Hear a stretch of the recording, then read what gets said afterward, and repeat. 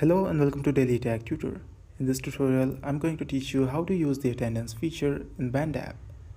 If this tutorial helps you, then consider subscribing and liking the video. First, open your Band app and then tap on your band.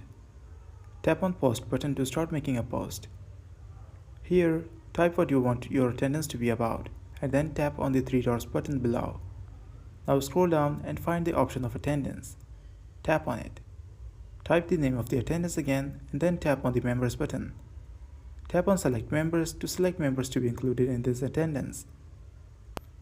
I will choose this account and then tap on Select button on the top right corner. Now go back to Attendance Settings. You can choose by which order your members should be sorted using this option. You can choose the response option of the attendees. I will leave it as it is. You can choose a start date.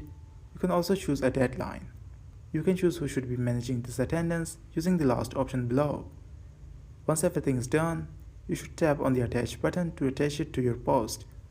Now tap on the OK button on the top right corner to publish this attendance to your band members. And that's it. This was for today's tutorial. If this video helped you, then consider subscribing and liking the video.